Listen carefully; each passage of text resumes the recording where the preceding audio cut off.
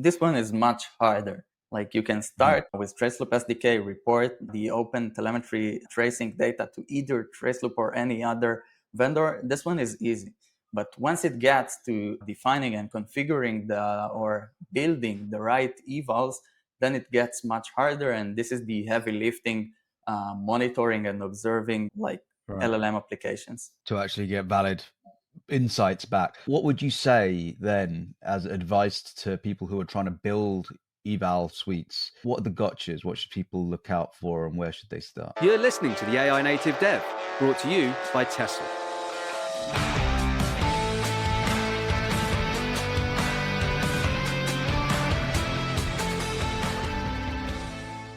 Hello and welcome to another episode of the AI Native Dev. My name is Simon Maple and joining me today is Gal Kleinman, who is the CTO and co-founder of Traceloop. Welcome, Gal. How are you? Thank you. I'm great. How are you? I'm doing very well, thank you. Yeah, not too bad. It's just turning summer. Not summer, but we're just turning into spring in the UK. So finally, we're getting a little bit of heat back in our day. I'm all the better for a little bit of sun. Cool. In the place I'm located at, it's already summer, like it's 25 degrees outside. Stop. You're hurting me. Yeah. So, Gal, tell us a little bit about your story, your journey before Traceloop, first of all. Before Traceloop, I will tell you briefly about my last role before starting Traceloop. I was a group manager at Fiverr, leading a group developing like the machine learning platform for the data science teams at Fiverr. Also, another team who was dealing with the data infrastructure. This is it. Then once I left Fiverr, together with Nir, my co-founder and the CEO of Traceloop, we got accepted to Y Combinator batch winter 23, and like the rest is history. From that point, Traceloop started. Yeah, awesome. And so Traceloop's in and around the space of LLM observability, and we'll talk about that generally, but also a little bit about Traceloop itself as well. So I guess, first of all, what's the problem, I guess, that Traceloop is trying to solve? What space is it in? So we are at the space, like the famous space of LLM observability, which is a derivative of general observability of applications. What we do actually and what we solve in addition to the classic observability is the part of evaluation, both in real time, like in terms of monitoring your LLM application, and helping you improve your LLM application in the development cycle, using mostly offline evaluations. So that's the the problem definition, or another problem, but more about the solutions. We help you observe and improve your LLM application using the findings from the production and tracing. Yeah, awesome. And what was your inspirational motivation almost to start Traceloop up? Was there a pain point you had previously? Yeah, actually, during the Y Combinator batch, we've been developing a totally different product. It was like just the beginning of the LLM and generative AI era. OpenAI has just released ChatGPT and all of the GPT models. We've been developing a solution which was based on a multi-agent architecture. It was like rocket science that days. Today, every other startup is developing autonomous agents. But we've been developing autonomous agents which were supposed to solve the generation of end-to-end tasks for distributed systems. I know a lot of buzzwords, but this is what we've been dealing with that time. And we've got to an MVP somewhere at close to the end of Y Combinator batch. We've got to working MVP of that architecture, and it wasn't stable, and it wasn't reliable at all. Like always, there is the argue between me and Nir, my co-founder, whether it was working 30%. I claim that it was working 30%. Nir, as the CEO, who's supposed to be the optimistic between us, he claims that it was around between 60 to 70% working, but it wasn't reliable at all, and we were afraid of going out of beta with this product. At that point, we thought, okay, we gotta have some observability solution. We are a startup. It's fine if it will be scrappy at the first day of our product, but we gotta somehow observe what happens to our users in production. And using those observations, we have to improve our product continuously and get to a point where it works. I wouldn't say perfectly, because probably 100% is not achievable with AI, to a point where we feel it's 90% working, and it's a hard work. Then we started developing internally an observability solution based on Open Telemetry, which I guess we will talk about later in this podcast. And the rest is history. Yeah.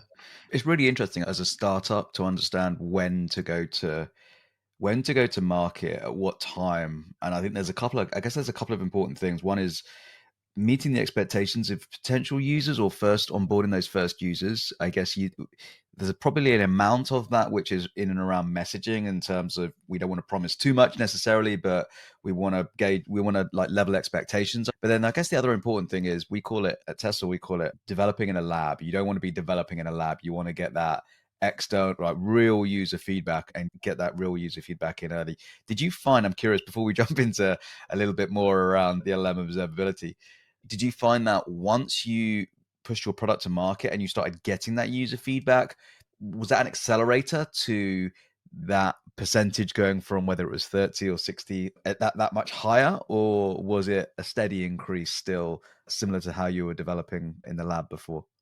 I can tell you the beautiful story about we launched the MVP, and then we improved our accuracy from 30% to 90% in I don't know, in a week or two. But I prefer to tell you the truth, that we were like we fell in love with the idea of observability for LLM applications, and then like that MVP was never launched.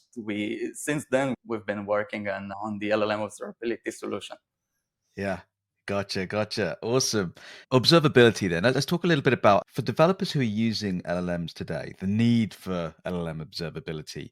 I guess, what are the biggest misconceptions that developers have when they're trying to build an LLM, using an LLM?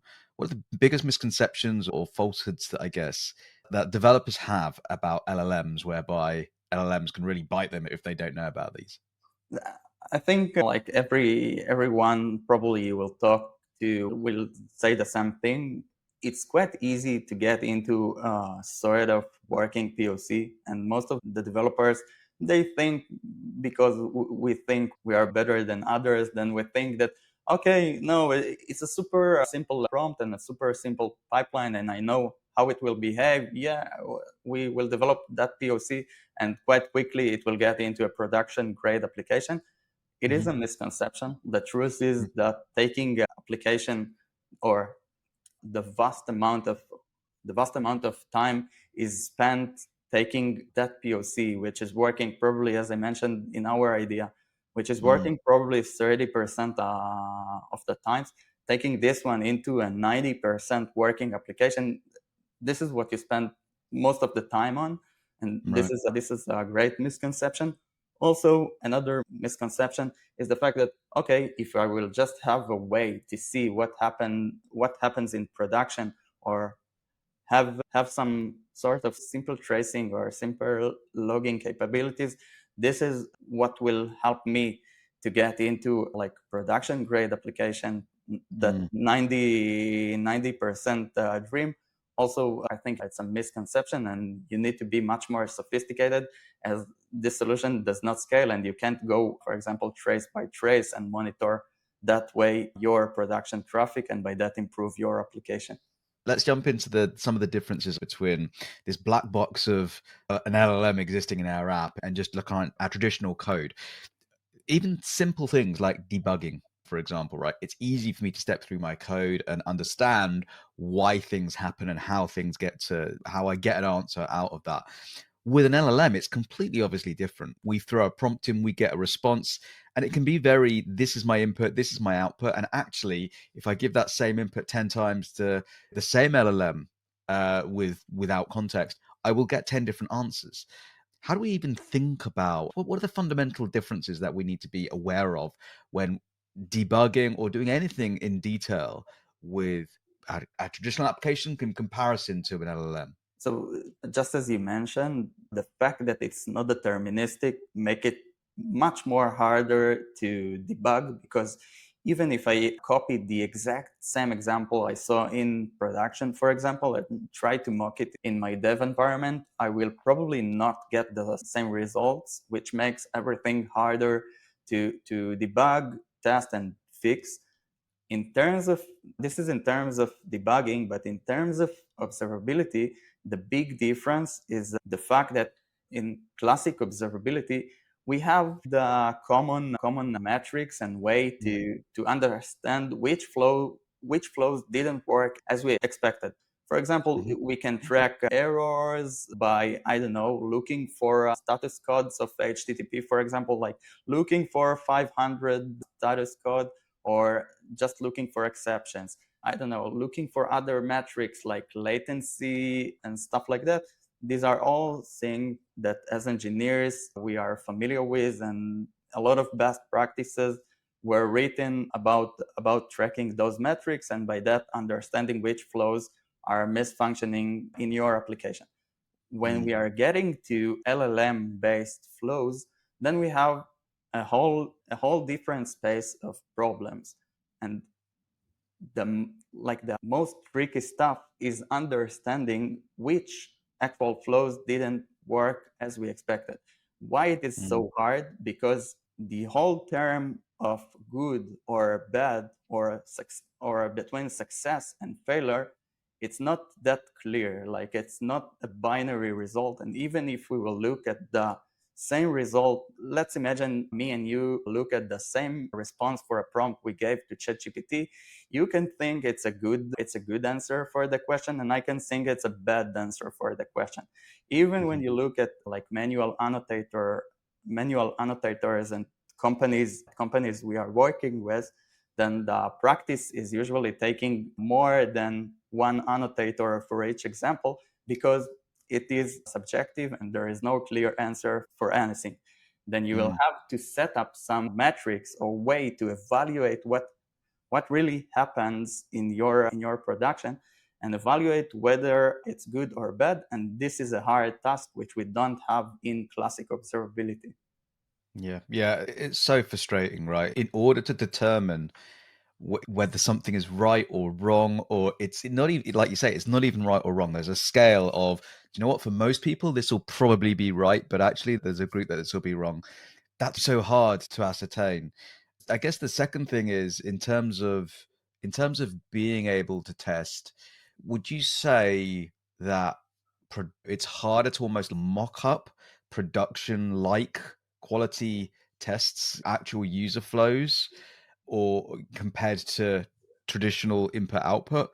Or do you think that's reasonable as well? Because I guess you have to care about not just here's a flow, here's some input, and we get some expected output, but it's the intent of the user, and is that user satisfied with the result that they get? So I guess my question is, from a from the point of view of actually even being able to mock those tests from an observability point of view, is it harder as well in development testing scenarios to create those tests that are representative of production quality flows, and actually then work out if it's correct or not in terms of responses? Yeah, it's much harder in general to map all the options, all the possible examples of input. Mhm. As a result, it's much harder to create a good coverage or a good set of tests, because LLMs, by their definition, they are quite open-ended. As long as you are not scoping your application to super specific flows. For example, we can think of some chatbot, some support chatbot. So if I will just expose the LLM interface to the user and to my user and tell him, okay, I'm a support chatbot, do ask me whatever you want, then the amount of possibilities for the input is endless. But if I Yeah. will scope you, and this is a good practice in general for such products, if I will scope you to stuff that AI chatbot can do, then I can scope the variations of the input And then it will be a little bit easier to create good coverage for those use cases. Yeah, I know. I love that. Structured inputs that'll really reduce the level of variance that you could receive. When we think about the challenges that we face in the real world today, we talked about some of the problems that exist there. From a developer point of view, some of the scenarios that they might see as potential issue. Hallucinations is the obvious, I guess, when the LLMs just make up shit that you just is false, but obviously needs some level of citation. What are the other things that we as developers or end users need to be worried about, I guess, that we need, that, that is a candidate that we can identify in an observability point of view? Just what we talked about earlier, like the deterministic behavior which we are used to, does not exist in this world.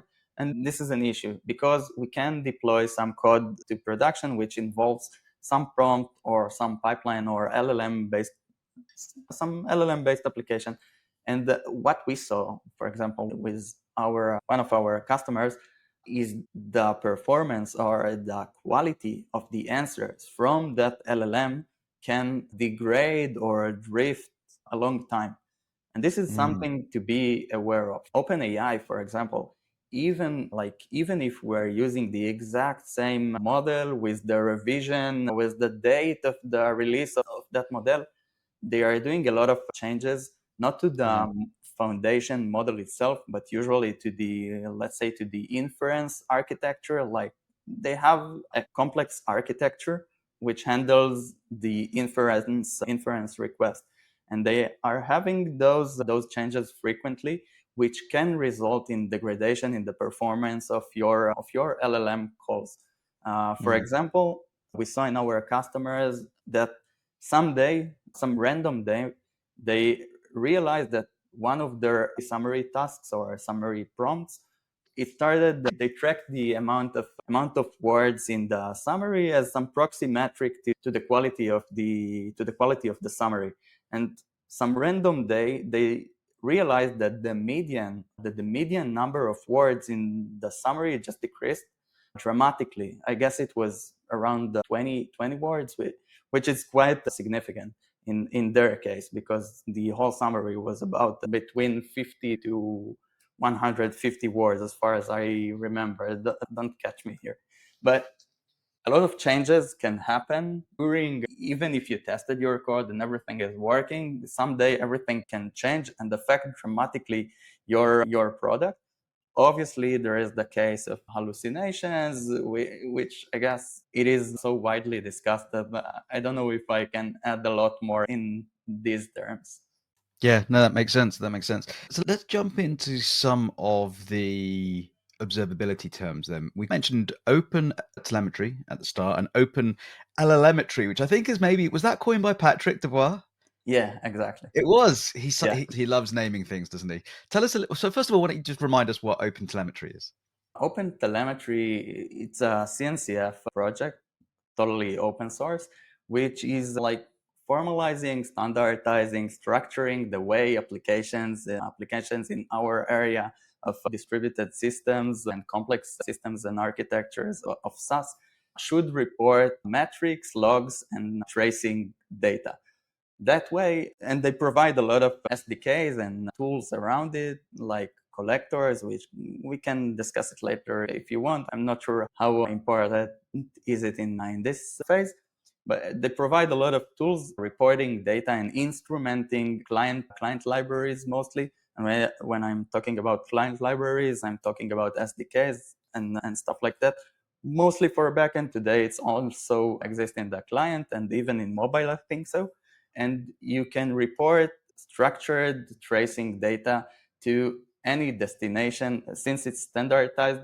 So every destination and every observability platform which supports OpenTelemetry and exposes OpenTelemetry endpoint can consume and visualize and present in their application. I hope it makes sense. I'm not sure it was clear at all, but No, that's good. It's good. Open LLMetry now that sits on top of Open Telemetry. Tell us a little bit about what that does and I guess the differences. As I mentioned, every Open Telemetry, they have their contrib repo, and also I think in the main repo, they provide a lot of instrumentations. And instrumentation is actually a library or a sub library. Let's take the example of Python. It's a package who's wrapping a specific SDK. For example, we can think of, I don't know, if you have in Python, you are working with Postgres and you use SQL Alchemy as your client or ORM. So OpenTelemetry they have OpenTelemetry instrumentation for SQL Alchemy, which is wrapping the library and knows how to extract the data in some magic way out of the SDK methods and report it in a standard way as OpenTelemetry logs, traces, and metrics. What we did with Open LLMetry back then, we were looking for an observability, how to report, let's call it observability data, which is actually traces. We saw it as traces because we thought, oh, we've been developing agents. It reminded us some microservices architecture with you have an orchestrator and which is the agent or a lot of agents communicating with each other. You have the orchestrator, then you have sort of microservice, which is agent, which is doing something as a tool for another agent. So we thought, oh, Open Telemetry can make a lot of sense in these terms as well. Maybe that's a good, like, we are both, me and Nir, my co-founder, we are quite experienced engineers, and as long as you become an experienced engineer, you realize that you don't have to invent the wheel for every task you are doing. And as much you are adapting already developed solutions or out of the box solutions, then I guess you become a better engineer, at least in my opinion. So we thought, okay, Open Telemetry could be or can be a great tool for the purpose of observing agents, observing LLM applications, because even if you are not developing agents, the pipelines were getting more and more complex that time and involve also API calls and stuff like that, which is super native to Open Telemetry because HTTP calls are being instrumented over there. So we thought, okay, let's adopt Open Telemetry. Back then, once we realized it, we said, okay, let's create a repository, a project, which is extending Open Telemetry. What we've just added is a set of instrumentation for most of the relevant SDKs and libraries during the development of LLM-based applications. It is combined of three different types of instrumentations. One is for foundation models. You can find there OpenAI, Anthropic models, Bedrock, Gemini, or Vertex AI, and so on. We have 40 instrumentations today or something around that. I don't even count it anymore. We have their vector databases instrumentations and frameworks. The third pillar is frameworks like LangChain, Llama Index, CrewAI, Haystack, and other friends. That way, we provide instrumentations for most of the building blocks of LLM applications, combining this one with the already existing instrumentations provided by OpenTelemetry, and using the mechanism of OpenTelemetry, we are able to report or ingest OpenTelemetry data both to our platform, but also to any other observability platform supporting OpenTelemetry.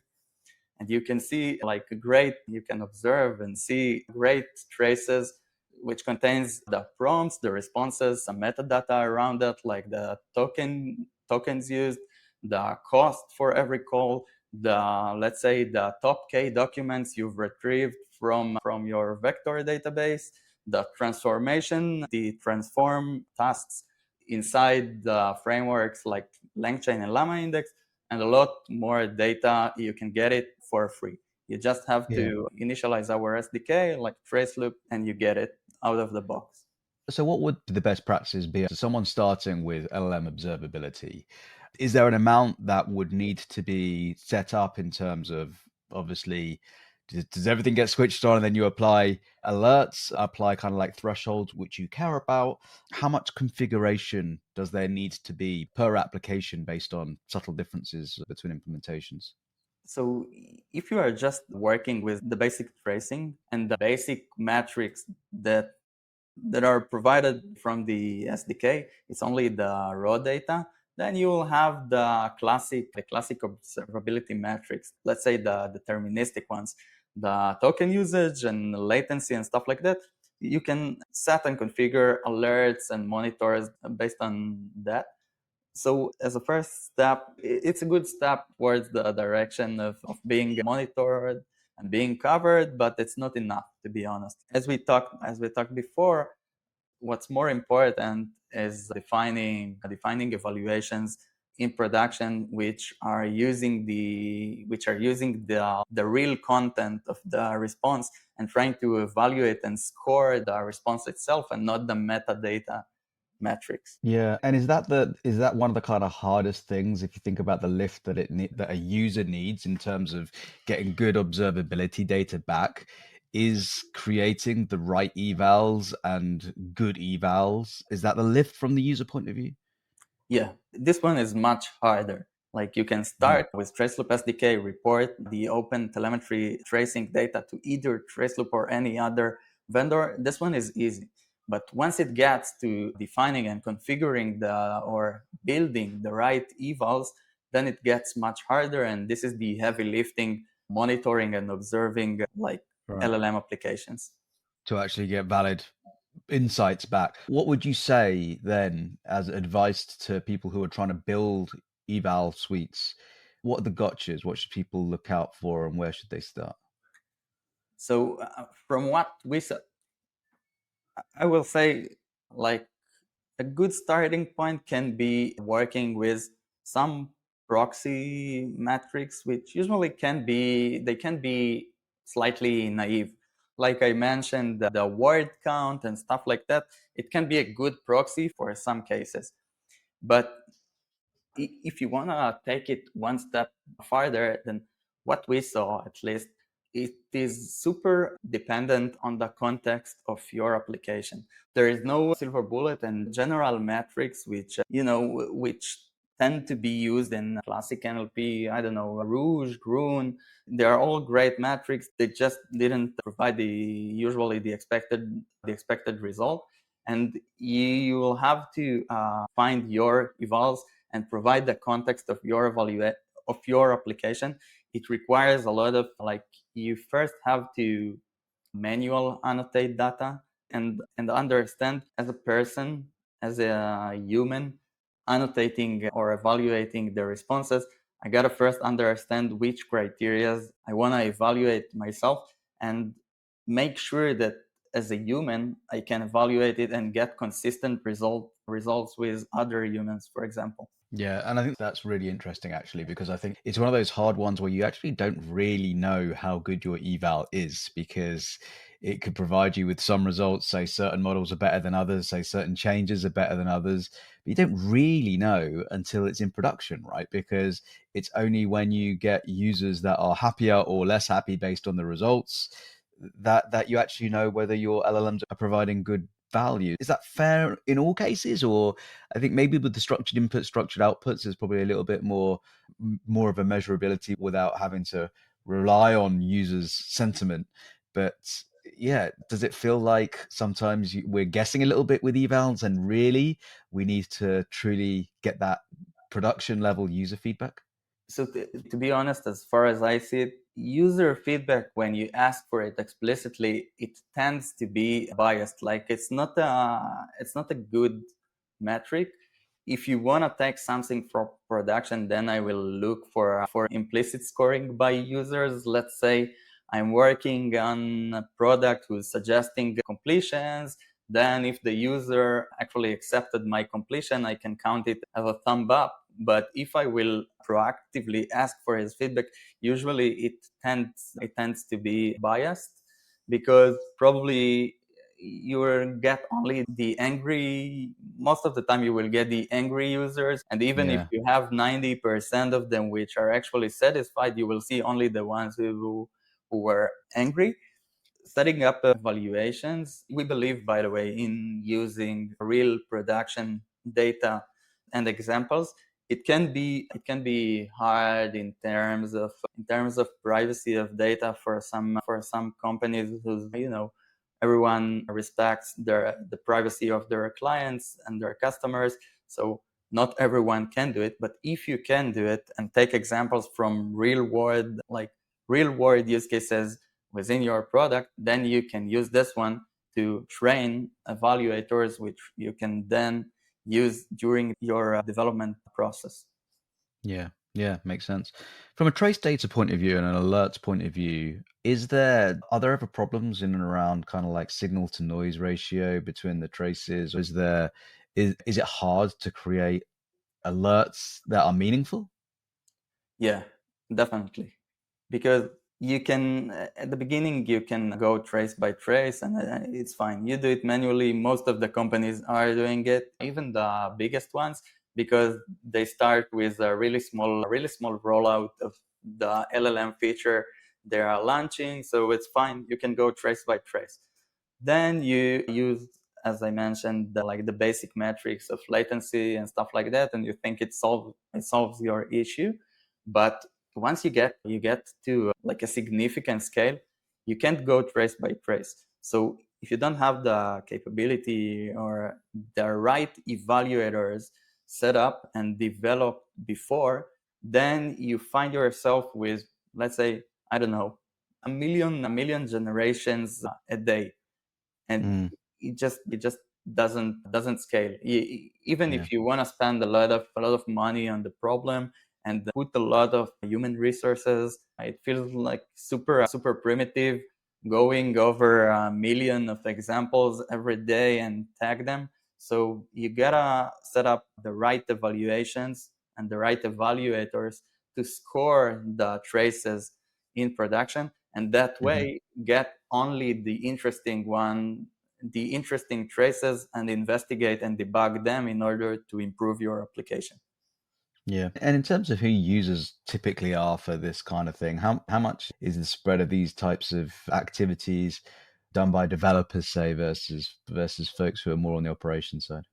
The whole space of AI and ML development has shifted towards backend developers, and even front-end developers today are developing those features and applications. When it was data scientists developing these applications, they are used to work with. They gotta have some evaluation system and like the practice, and they are working more in a more methodical way because they they were trained to do. But Yeah. today, backend engineers, they are not used to do it. So a lot of the effort is shifting to the operations side. You Hmm. can find a lot of teams which existed even before, like in classic data science teams, for example. They tend to use in the past annotation teams, or which are creating and curating data sets of labeled data.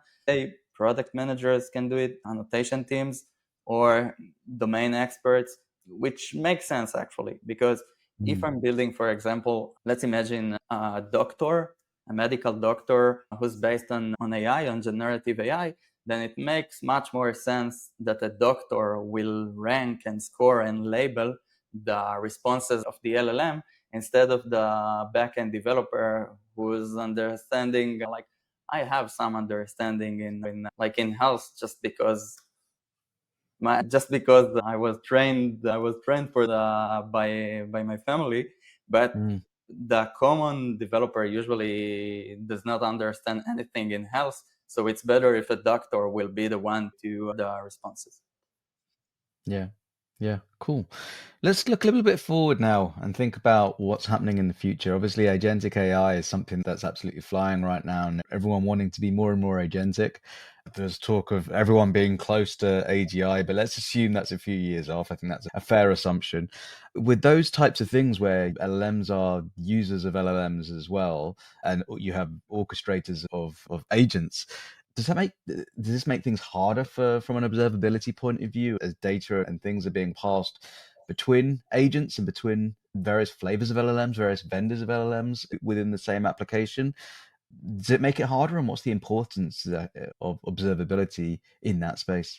Yeah, definitely. As much as the flows and the use cases of LLM applications will get more and more complex, then observability will play a much major role in that game. And why? Because today, imagine a flow which is only based on a single prompt to the same model every time. If one of my users he has an issue, it is super simple or quite simple to understand why, because the flow is super simple. But once it gets much more complex, and there are a lot Mm. of there are more prompts involved, more models involved, more databases, more tools. Like you can today access the whole world of MCPs. We didn't cover it at all, but you can access Google, you can do a lot of stuff. And you gotta somehow understand and trace what happened along that way in order to understand and debug, both if you have an existing ticket from a customer and you want to debug it, but also, and this is more of the space we are dealing with, understanding the health and the quality and of the generation of your system. So you want to break it down. Like if I get some general score, for example, of, I don't know, it's 50% working, but I don't know how to break it down. And when the flow gets complex, it's much harder to break it down, or you have a lot more components that you want to build some dashboard and understand which is the leaking component, which makes me be only 50% at the end. It is possible that all the rest, like I have all of the components functioning at, I don't know, 90% quality, let's say, and one which is leaking and having malfunctioning and having a bad performance. I want to be able to track this one and understand which exact component is in charge of this one. Yeah, no, that makes complete sense. Otherwise, the black box just gets bigger, and you have no idea then which part is at fault. That makes a lot of sense. Let's wrap up, Gal. And I guess from a developer point of view, is there a takeaway around managing observability across apps that are using LLMs that you would kind of say this is the thing that a developer needs to know about or needs to do? This is the most important thing that they should know. What would that be? Quite a cliche, but there is that thing: what is not measured cannot be improved, and what is not improved Yeah. is always degraded. It makes a lot of sense in this space, and actually this is the problem we are dealing with. How do you measure the actual quality of your responses? And once you are able to measure it, you can improve it, and you can make sure it isn't degraded. This is what I would expect every developer to have in mind, and this is, I think, the main or the key takeaway I'm going out with from this space. Yeah. Yeah, which is quite a classic observability takeaway as well. So it's almost don't discount your LLM from an observability point of view. It needs to be held as accountable as every other part of your app from an observability point of view. And you absolutely need to know what's happening. Don't just leave this piece of magic that exists in your application without measuring it, which is excellent advice.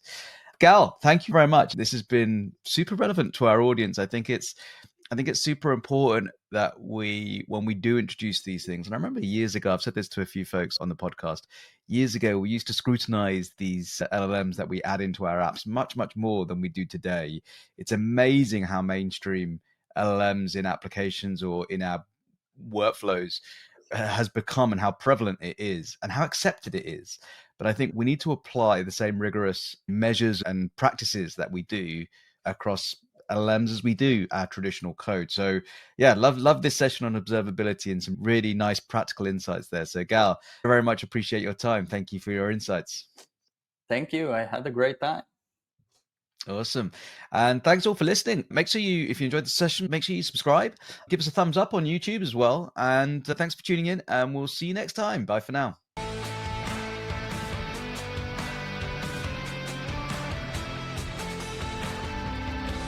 Thanks for tuning in. Join us next time on the AI Native Dev, brought to you by Tesla.